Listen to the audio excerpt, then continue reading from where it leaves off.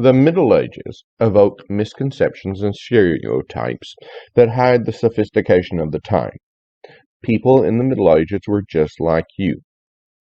I mean, they couldn't read, were far more superstitious, may or may not have bathed way less often, had a lot more children, had shorter lifespans, and were tied to the land as serfs, but aside from that, they were just like you and me.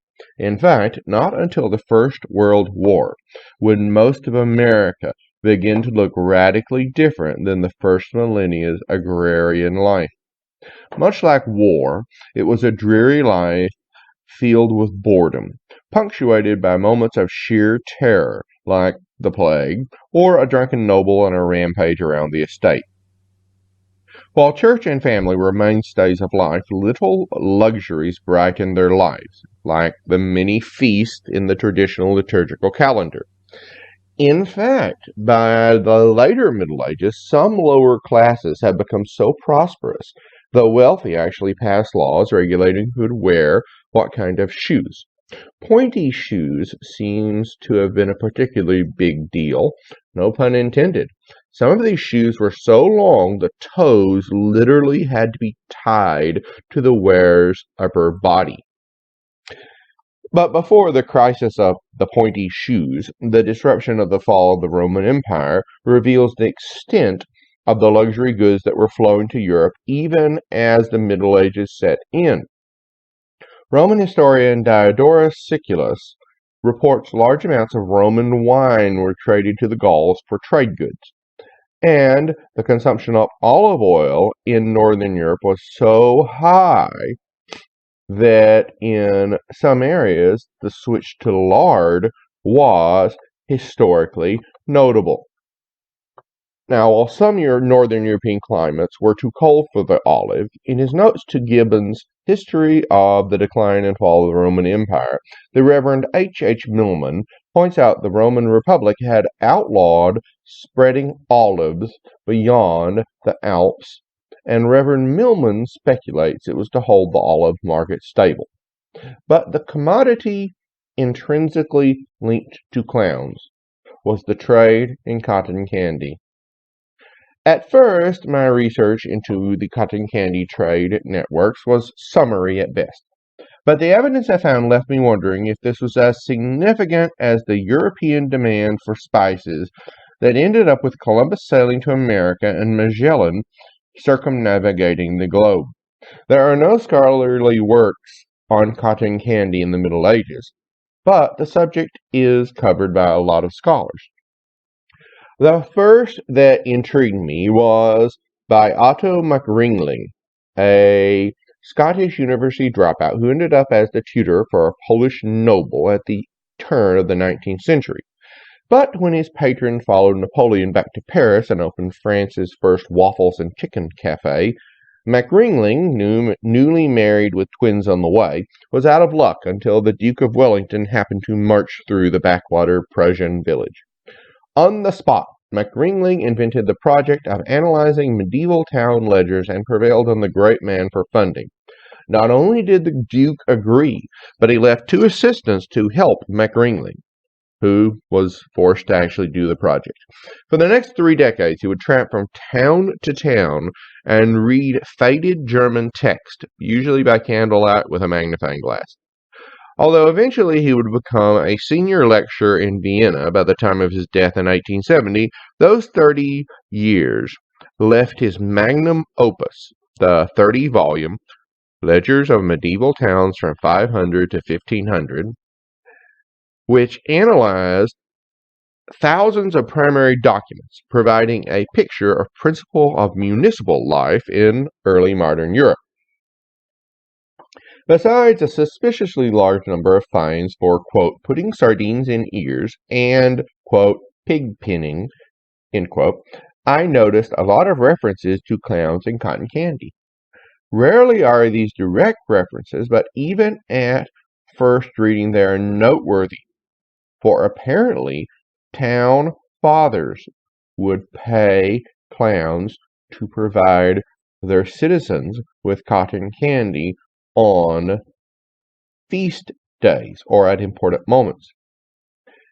After collating these references with other evidence, I found them overwhelming. Throughout the Middle Ages, evidently, clowns were tolerated as purveyors of both luxury goods and secret knowledge. Now, you read this in the fairy tales, although it was cleverly disguised. From Holstein comes a fairy tale you know as Rumpelstiltskin, but originally was called Candystiltskin. The story is of a destitute duke's daughter who saves her father from execution for treason by promising to spin cotton candy from straw. This story is part of a trove of documents spirited out of Germany by NKVD agents of the Soviet Union at the end of the Second World War that ended up in a Montauk, New York Antiquities Museum. In the story that is known regionally as Bozo on Stiltskin, the Duke vamooses, leaving his daughter on the literal chopping block. Fortunately, the famous Transylvanian clown Count Bozo Stiltskin was passing through and discovered her plight. Bozo arrived in town to collect money her father owed him, but instead the clown noble was thrown into the local clink with the princess, mainly because he was a clown and gave the locals the willies. That night he taught her to spin just enough cotton candy to save her life, and she returned the favor by demanding his execution be delayed. She said he made her laugh. Cotton candy was more valuable than gold, but Bozo just needed to spin enough to cover the fact he was actually weaving the straw into a rope. After 2 nights, he managed to get the rope over the moat outside the castle window, and then he tightrope walked across the freedom, carrying the Duke's daughter in his arms. Although Bozo never got his money back from the Duke, he exacted the harshest revenge. He married the daughter, and the Duke had a clown for a son-in-law. The fairy tale Sleeping Beauty also hints at a clown cotton candy connection, since textile spindles don't have needles. But there was a pewter cotton candy spinner known in the business as a Krakow arrowhead that had a nasty reputation with trainees. It is most likely the clown would have been hired to spin cotton candy for the guests at the birth of the princess, then had to leave town quickly, probably because he was a clown. The spinner might have been left and chucked in an old closet where Sleeping Beauty later found it, pricked her finger, and fell into a deep diabetic coma. In the 1950s, Oxford researchers excavating a trash pit behind Chaucer's house found discarded drafts of the Canterbury Tales. There was actually a long passage between two of the characters discussing whether French or German cotton candy was better. But there were editor's notes in the margin suggesting Chaucer leave this out since, quote, clowns freak people out, end quote. Perhaps the most interesting evidence are the grave goods found throughout Europe predating the Middle Ages and also in the Middle Ages. As archaeologists have excavated graves, they were initially mystified by the cones found across the continent. It wasn't until 1975 they were chemically analyzed, resulting in a peer-reviewed thesis by Oxford University student Bailey Ringling titled Analysis of Sugar and Food Coloring on Anomalous Cones Found in Northern European Grave Goods. By comparing the chemical analysis to the secret formulas revealed in the Book of Clowns, I concluded these were cotton candy cones buried with their owners. The variety is remarkable, like this golden noble's cotton candy cone found in the Sutton Hoo ship burial. Now compare that to this plain wooden cone in a peasant's grave in Saxony. This pewter cone came from an early Belgian monk's grave. And finally, this cone is still a mystery, but it seems to have been made from porcelain. Regrettably, the source of the porcelain cone is lost to time, but since this is currently in a French porcelain exhibit at the Louvre. Now, clowns spread luxury goods, but also technology. They typically travel from town to town in wagons, which I found several images of in medieval art. Cotton candy production was a closely guarded secret, but as I examined historic documents, I began to wonder if it was intrinsically linked to the ubiquitous calliope. The question before me was which came first, the cotton candy or the calliope? Since the musical instrument uses steam to produce music, could the clowns have used the heat from the calliope to melt the sugar? But the wagon itself was not the only technology clowns controlled and that would influence Western culture. In his book, Seeds of Change, 5 Plants That Transform Mankind, Henry Hobhouse explains the search for synthetic quinine would give birth to modern dyes and placed Germany at the head of organic chemistry for over a century. Even in the 1960s, German was the language of chemistry. Much like this, the search for food coloring alternatives for cotton candy led to the development of many byproducts. Clowns took this knowledge and used it to their benefit, usually trading it for in perpetua protection from local pitchfork-wielding mobs. Although medieval writers tried to conceal mention of clowns in their work to prevent their books from being burned, once you know what you're looking for, the clowns begin to pop out of the pages like little jack-in-the-boxes. Clowns affected the general mythology of Western horror as well. In their makeup, they're fairly anonymous, and there are some who believe that this seemingly undying, pale-faced individual with the red smile was the origin for the legend of Dracula.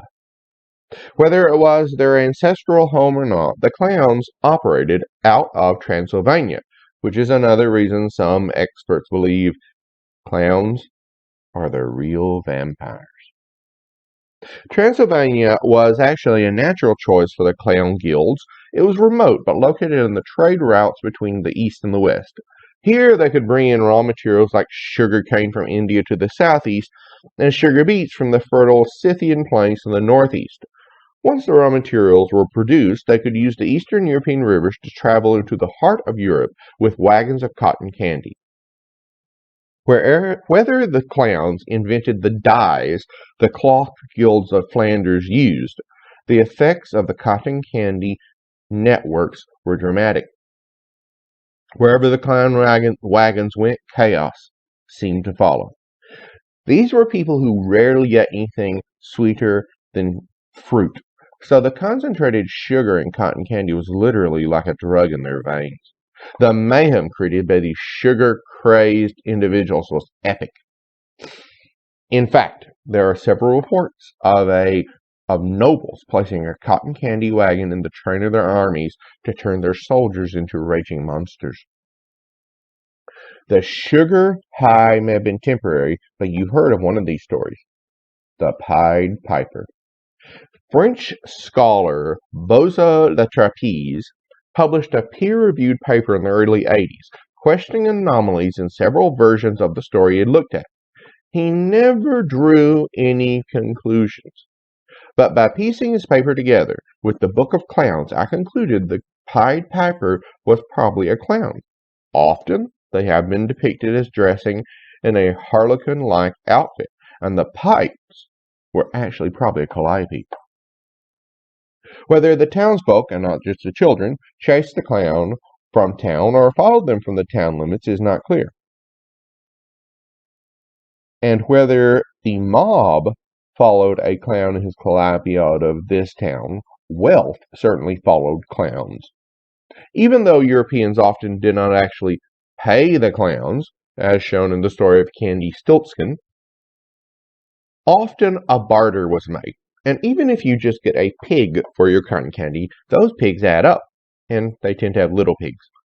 Some of the commodities would be brought back to Transylvania, but often they were exchanged for letters of credit that were traded as a currency of their own. By the 9th century after Christ, the clown guilds of Transylvania were minting their own coins.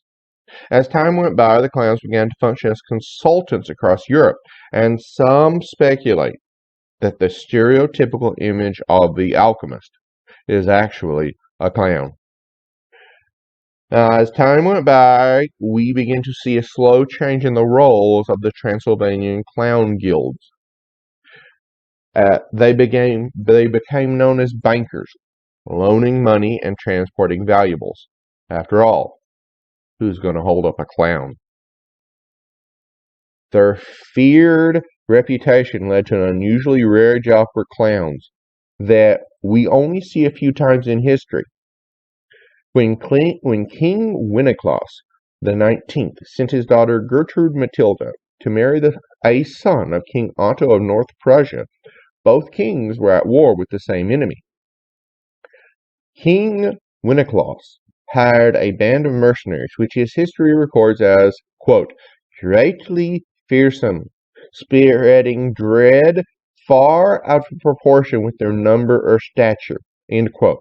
His chronicler records the entire number, quote, traveled in one wagon, exceedingly small and drawn by ponies, from which they would tumble with alacrity when called upon, end quote.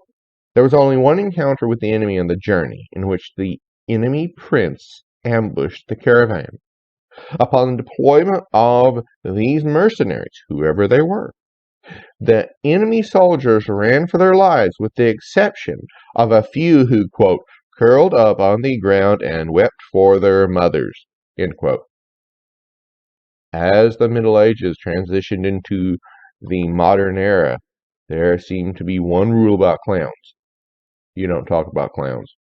Although clowns were vital members of the European society, their absence of historic mention seems stark, but clowns were there in all the important places. And whether known as the fool or the jester, they found their way into the highest corridors of power as the modern era dawned.